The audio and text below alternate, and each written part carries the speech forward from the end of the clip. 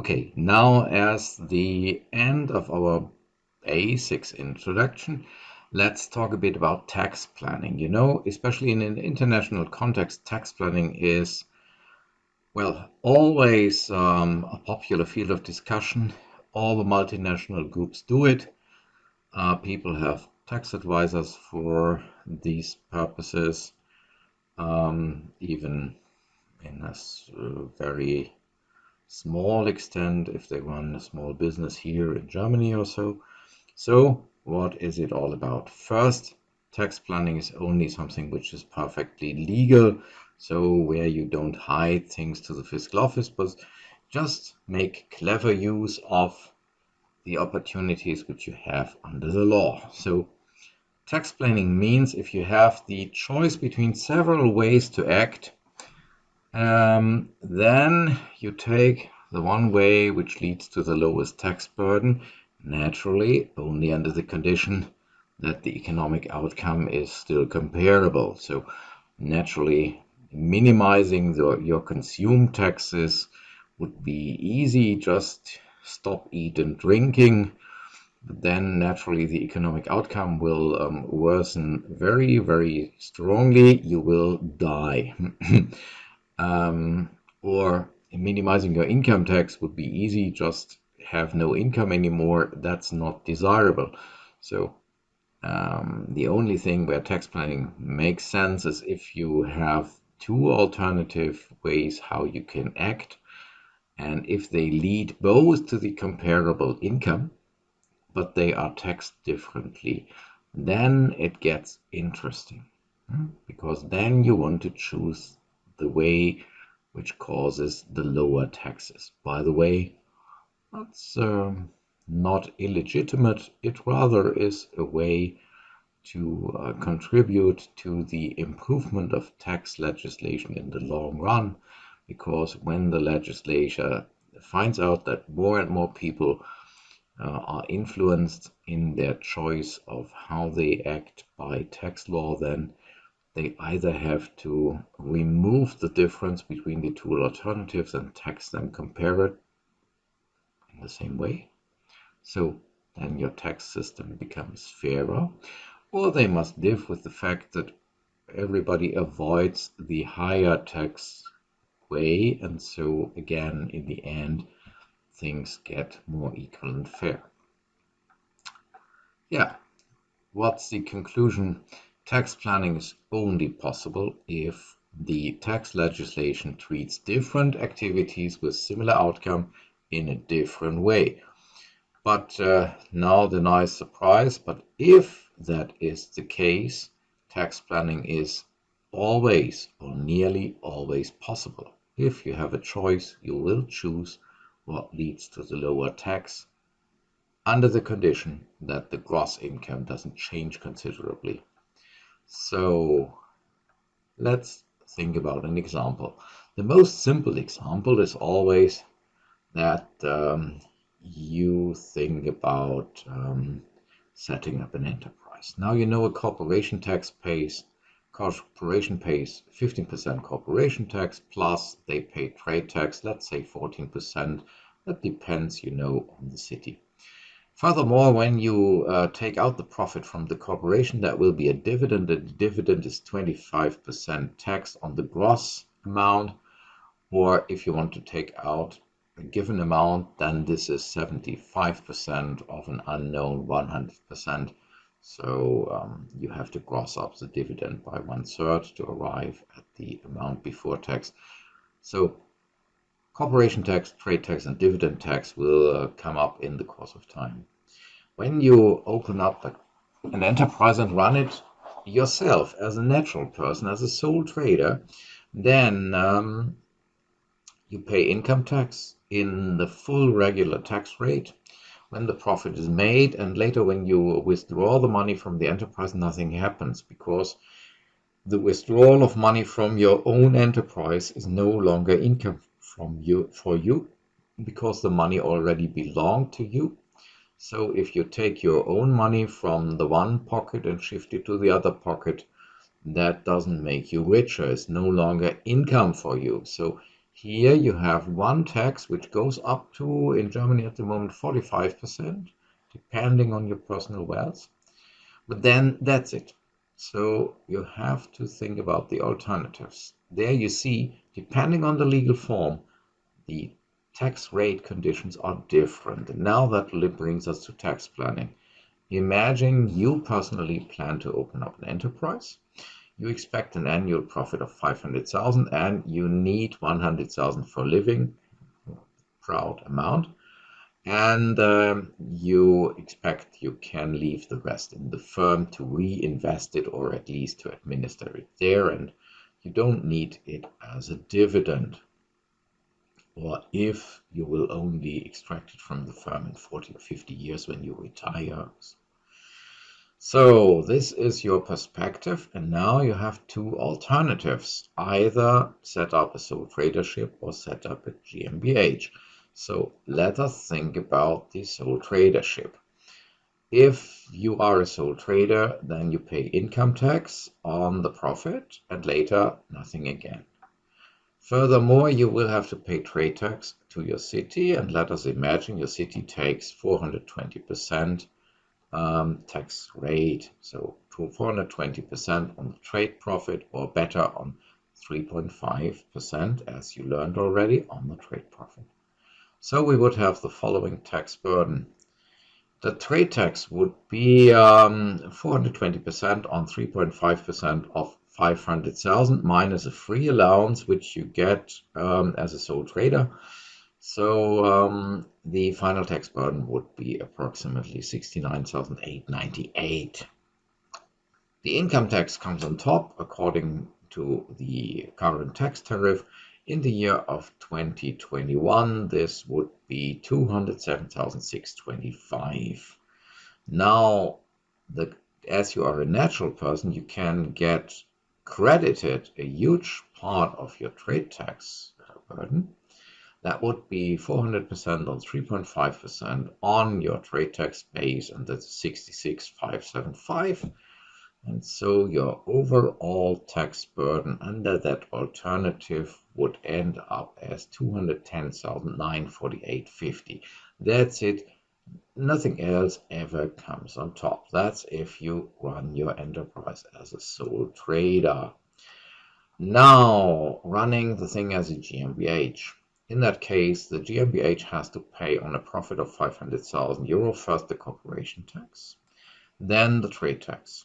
And later, if you want to take out a dividend of a net amount of 100,000, if you think you need 100,000 to have a nice life, then this would be the 75% which are left over after the tax on the dividend. So you had to gross up the dividend to 133,333 and many threes. The income tax on the dividend will be 33,333. And so the total tax burden here would be 75,000 corporation tax, trade tax, and the income tax on your necessary dividend. So that would be 181,833. And now compare.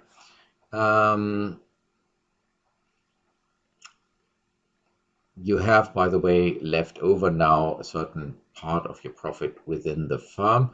If in 10 years or 20 years you take that money out of the firm too, it would cost again a dividend income tax on the remaining amount. But that's far in the future. Perhaps that's never going to happen. But if it happens, it would cost you an additional 54,000. So we can now compare what's better. Alternative 1 leads to 210,948,000 cash now to be paid immediately. Alternative 2 means now 188,833 and perhaps 54,000, which come in the best case only at the end of eternity, because if you never pay out that money as a dividend, you never have to pay that. So you don't need to worry about that. Perhaps the grandchildren of your grandchildren's grandchildren take out the money in some 300 years. So nobody is going to bother about 55,000 or so in 100 years. That doesn't That's not an issue for you. So if indeed your plans are to leave a big part of the money within the firm, alternative to the GmbH is definitively better. Now, on the other hand, if after a year you go to your tax advisor and say, no, I need the full 500,000 for consume, I need a Lamborghini, and then it would have been better to opt for the sole tradership. But so you see, depending on the personal situation, on the individual plans, the one or the other alternative could be better. By the way, that's the only way and the only reason why these two alternatives still coexist in life. Because if the GmbH were always better, nobody would ever set up a sole tradership again, apart from few idiots. So naturally, under certain circumstances, the one thing is better, under others, the other. Good.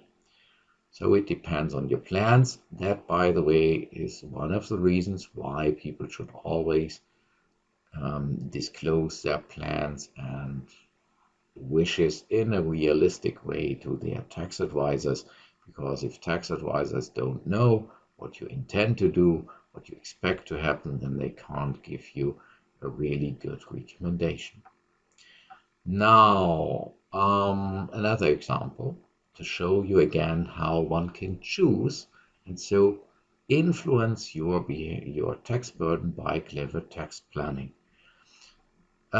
Civil law says you can work for your own GmbH either for free as an idealist. Somebody needs to do the managing director. I do it for free just because I'm nice.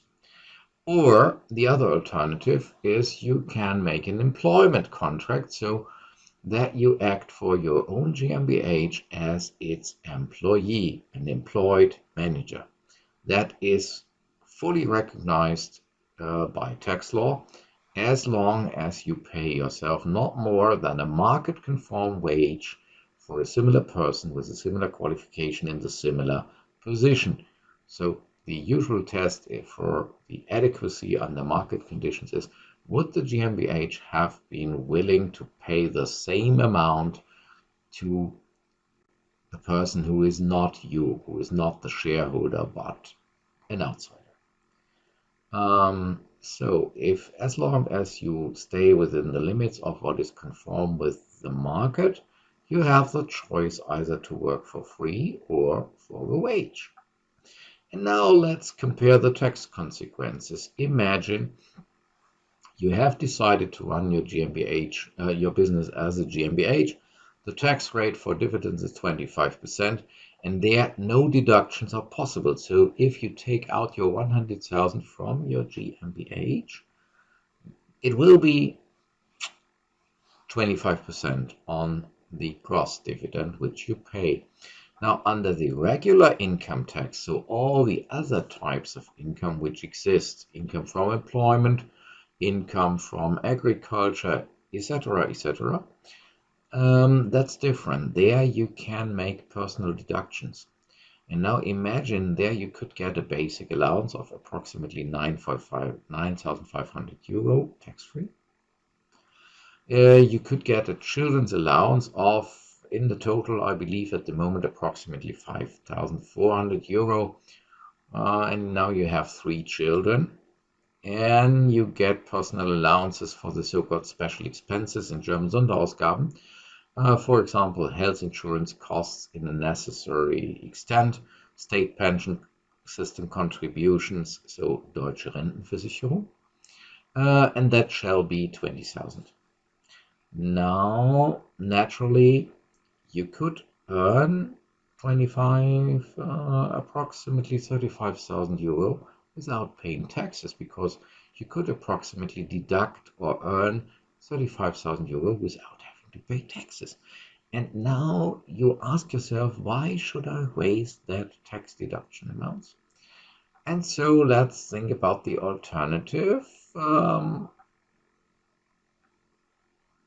Is it possible to generate some regular taxable income for you?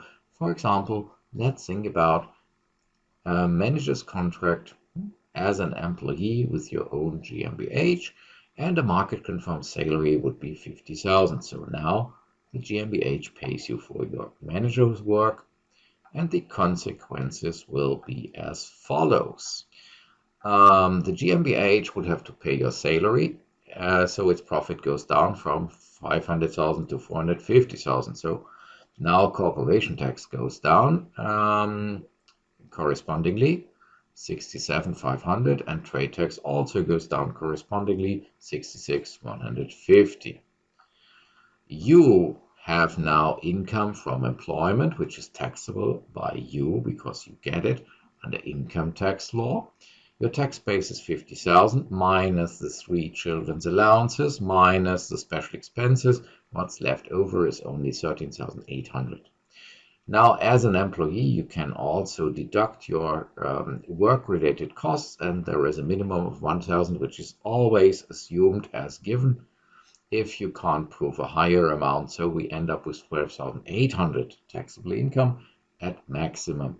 The first 9,500 will be left free. They are taxed with 0% because that's the money which statistically you approximately need to survive in Germany for a year. And the tax for 12,800 is so only 520 euro per year. Now, you always said you need 100,000 to live, and up to now you took that out in form of a net dividend. Now you already got 50,000 in form of your employment wage, and so the dividend amount needed goes down to the other 50,000. So also the dividend income tax is reduced to half.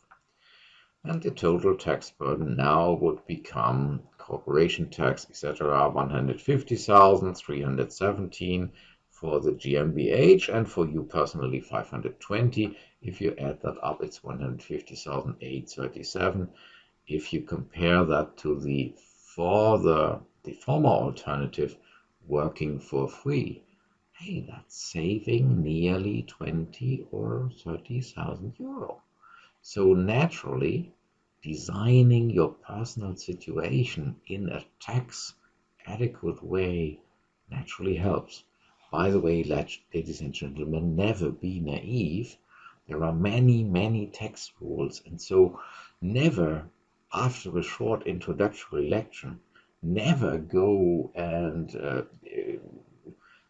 design some nice own tax saving plans, because if you are not really familiar with tax law, you don't know what really comes out and which rules you overlook. So ask people who know about that. And by the way, because it's so risky that somebody gives you wrong advice, under the German legislation, only state-examined tax advisors have the privilege, and lawyers, by the way, have the privilege to give you advice in tax manners.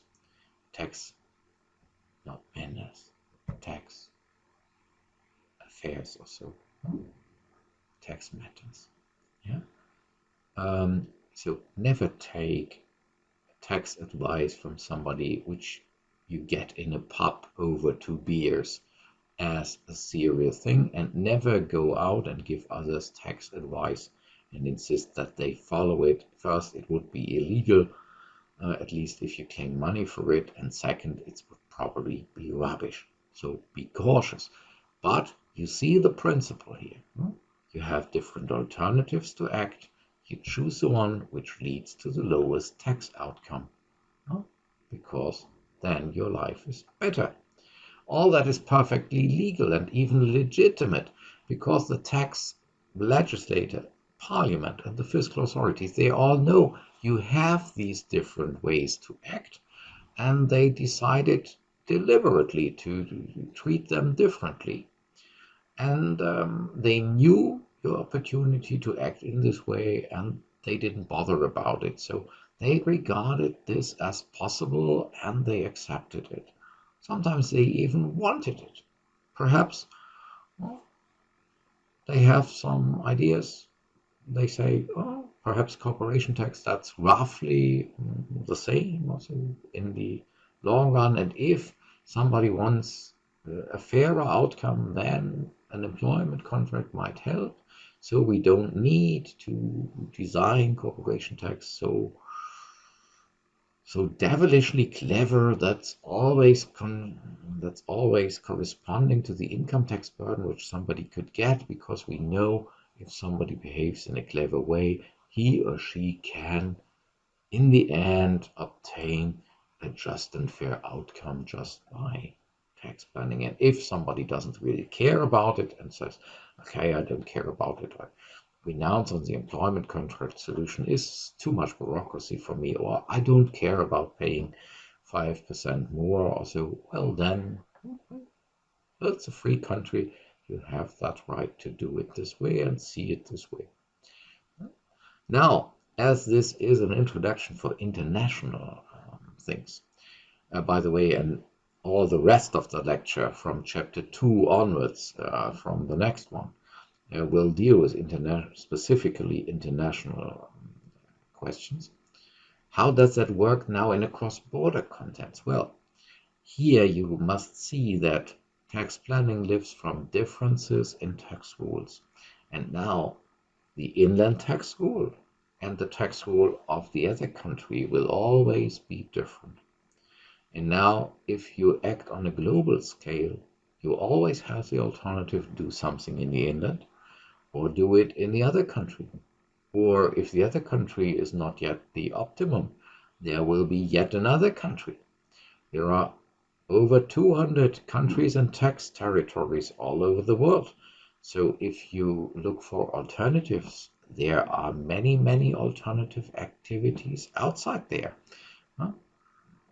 Do I do my marketing department in Germany, or do I do it in Hawaii or on the Maldives? All that is in theory possible, so you can choose between these things.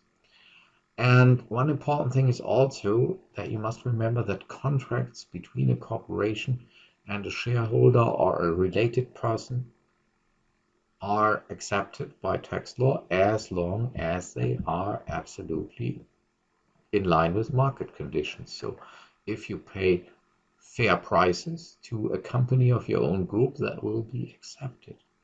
And now you can play with that in the same way as we did it with the employment contractor. So to shift income from one person, let's say to the GmbH, to you personally, because there we could use some tax advantages, your personal allowances. And in a cross-border situation, you can think about the same. Imagine you plan to open up a factory in Germany and expect that it makes an annual profit of 100 million. That leads to approximately much money which you have to pay to the German fisc. Here, let's say your city takes 450%, then you end up with 30,750,000. That's a huge amount of money. Now you think, can I do something against that? For example, your factory produces a product, and that product is protected by a patent right, which you personally hold. First, you intended to give that patent right to your German GmbH, which you want to set up. Yeah, but now somebody told you you could also give it to a foreign company, which you set up in a foreign state. So the patent right is now no longer owned by you, but by a limited company in Faroestan. And in Faroestan, the tax level shall be 25%, and they have no additional trade tax. Now let's look what happens. Naturally, if the German GmbH now uses the patent right of somebody else, they have to pay license fees for the permission to use it. And the license fee will and must be market conform. Imagine that's 10 million market conform license fee for that nice invention. Then the following happens. The German GmbH makes no longer a profit of 100 million, but of 90 million, because the license fee is a deductible business expense which they have to pay to others in order to be able to make their profit. So the German tax burden drops down, because now we only have to pay on 90 million. So the German tax burden would, in my example, drop down to 27 million and some nice digits behind the comma. The foreign limited company, which didn't exist before had a profit of 0, now has a profit of 10 million from the license fee. It pays 25% in their country, 2.5 million. If you add it up, the two companies together now only pay 30 million, 1.57 million, instead of what you would have paid if the patent right had been held by your own GmbH and no license fee had been due. The difference is 575,000 euro. Oh, that's a bit of cash, ladies and gentlemen. That is worth thinking of. You could even think about the devilish idea to choose for your patent right holding company a foreign country where they only have corporation tax of 1%. So, in that case, it would be even more fascinating. German profit drops down to 90 million as before. German tax drops down to 27 million, 0.657.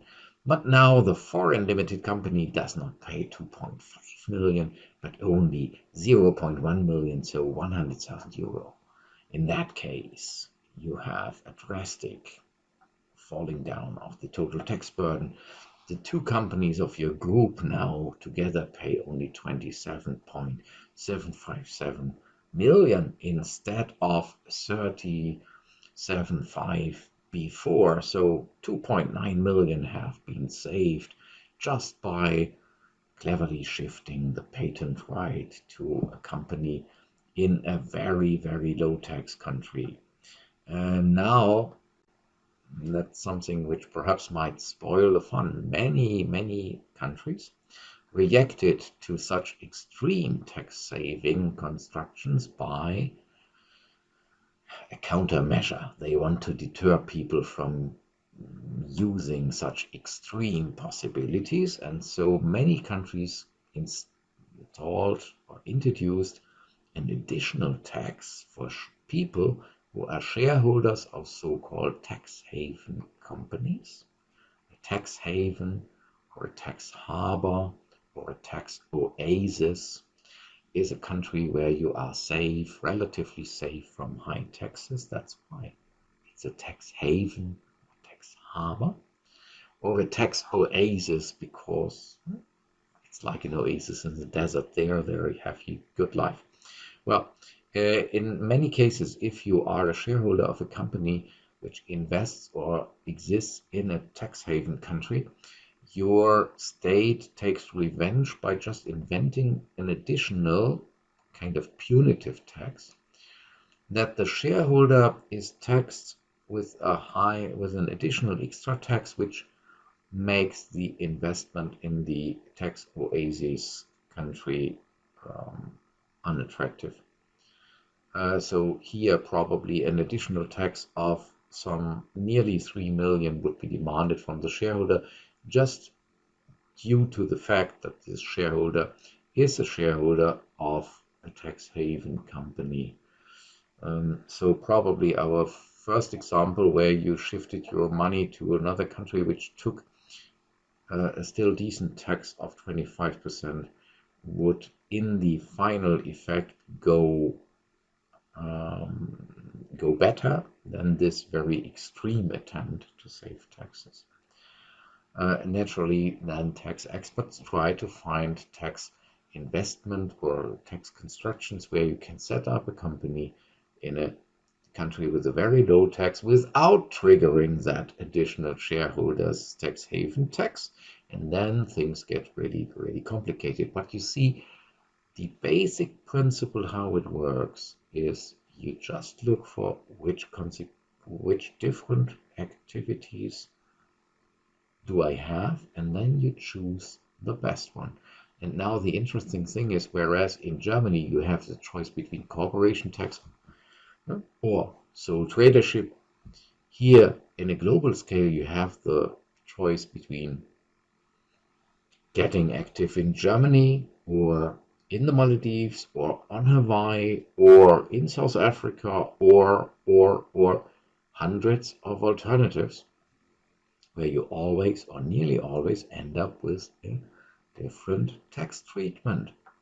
Well, so you can think about what can I probably do in order to improve my tax situation, especially as the license fee thing shows already, by distributing your economic activities cleverly all over the world and then concluding market-conform contracts between the different companies of your group which do these activities. You can in principle lower your tax burden relatively easy, and that is what all the multinational enterprises do, and that is what at the moment all the states in the high tax countries desperately look for possibilities what they can do against that, how they can change their tax regimes, their tax rules to prevent or restrict these possibilities.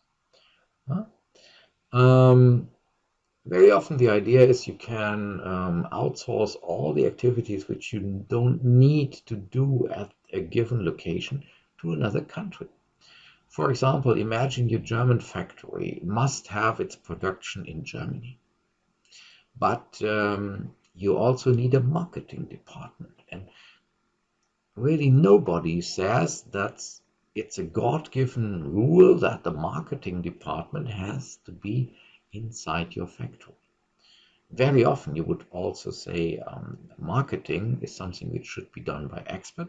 I buy my marketing services or my marketing ideas from a marketing agency.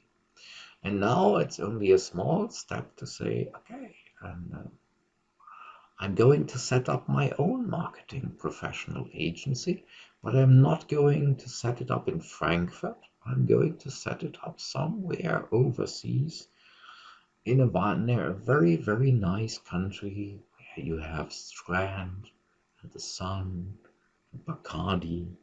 Sorry that I mentioned the trademark, was not intentionally. There's also Coke with Bacardi or Coke without Bacardi. So you can have so many drinks. But the important motive behind setting up that own marketing agency somewhere else is, well, in that nice country, they have a very low tax rate. So you could set up a marketing agency there. It's owned by you. You are the shareholder too. And now your marketing agency does the marketing services for your own GmbH. The contract is done completely market conform. So the payments are completely adequate and recognized as if they were paid to a non-related marketing agency. So your German company in the future will have to pay an adequate price for the marketing services. Now I want to do the marketing people a favor and just invent that adequate fee would be 1 million per year. The fact is the German profit goes down by 1 million because now we have to pay that 1 million to others. So the tax base goes down by 1 million, and so your tax burden goes down by your personal tax rate, in that case, to stay in the data of our example, 30.75%. So the German tax goes down by 307,500. Now imagine the marketing agency is set up in a foreign country where their local tax rate is 20%. Then there they pay 200,000. And surprise, the tax effect in total is a drop down of the total tax of 107,500. That is not always done, because naturally the question is, if I set up a marketing agency in the Maldives, how do I find the marketing experts in the Maldives who know enough about the thoughts and feelings of German customers or my customers worldwide to be able to act as my marketing experts in the local marketing agency? Or if I have already, or if I need some German marketing experts, how can I motivate them to move to the Maldives and work for a marketing agency there. It might be that if I have to increase their wages so much to motivate them to go there, or if I can't find suitable experts who are willing to work there, that then this nice idea doesn't work. But imagine you have 200 countries, so you have a bit of a choice. For example, if they only speak German and want to live in a German-speaking country because they are absolutely illiterate when it comes to other languages, you still have the choice if you take the east region of Belgium, or if you take Austria, not Australia, Austria, the thing where the kangaroo is not a hopping. Or you could think about the German-speaking part of Switzerland. So you would have a look, okay? Would a marketing agency of my group in these locations then work and have a positive tax effect? So you always have choices, and that is what happens in globalized economy very, very often. Global firms do it very often, and that sounds very often especially for the fiscal authorities, they regard this as illegitimate, and they say it's only done to circumvent the tax. We must do something against this. Indeed, very often that looks as if that is the case. But you have problems when you try to draw the line, because what you do by outsourcing a part of your work to a specialized department, which you place then in another location, that's nothing else than distribution of labor. And distribution of labor is the fundamental principle which has enabled mass production, which has enabled progress, which has enabled lowering the costs of life and improving the quality of products. So distribution of labor is a very normal process. For example, if you have sales companies of your group throughout the world, then a centralized marketing department might be great. You save enormous costs probably. You can develop a harmonized marketing strategy for all over the world, because otherwise there is the risk that the marketing company, marketing department in Germany sends messages which contradict the messages which the customers in Austria get, and they talk to each other perhaps via social media, and then they have the impression that multinational enterprise is lying, deceiving. They tell everybody an own version of the truth. So there might be a good business reason to centralize that business function for the whole world. And then the question is, where do you have to place it? And there is no God-given place for global enterprise, because when you are active in 100 countries, well, 99 countries will complain and say it should have been in our country. If your factory is based in Frankfurt, why should your marketing department then be based in Frankfurt? 99 or even 199 other countries could bring forward equal good reasons for why it should be there. And so that's difficult to draw the line and say, that is not nice. And even sometimes there is no good business reason, you think, for placing a company in a certain country. But now imagine you are a globalized firm, then there is also something like politics. Imagine you want to sell your products in 100 countries of the 200 countries of the earth. And now imagine you do everything in Frankfurt. Then 99 companies, no, not countries, 99 countries would have the impression, hey, they profit from our markets. In Germany we would say they earn themselves a golden nose. So they get richer and richer from our markets, but they never do anything for us. No investment in our country, no jobs at all. Hey, these people are exploiting us.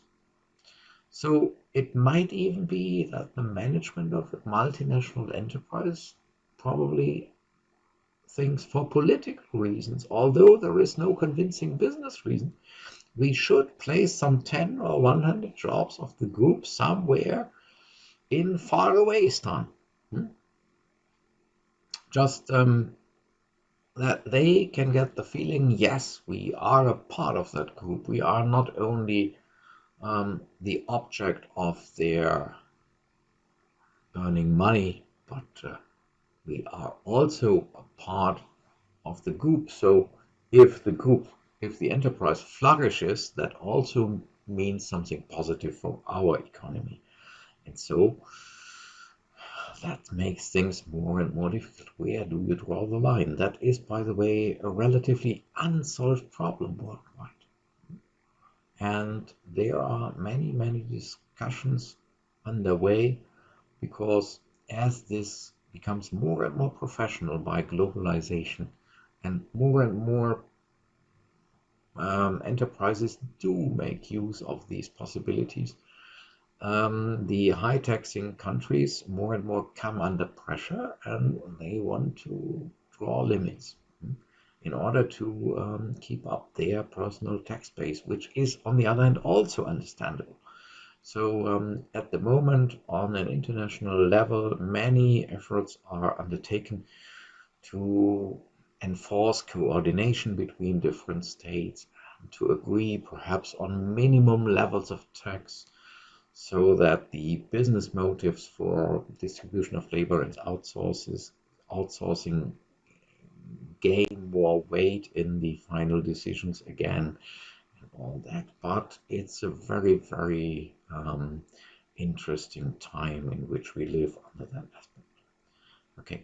Naturally, when it comes to cross-border investment, you also have other problems. For example, that perhaps if you live in one country and earn money in another country, you might be taxed by two countries. That leads to very, very special problems and very fundamental problems. And that is where the next big part of this lecture is going about.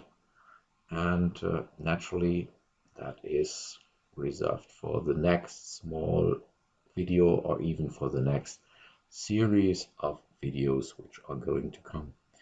I thank you very much for watching, and I'm going to stop the video for now and hope to see you soon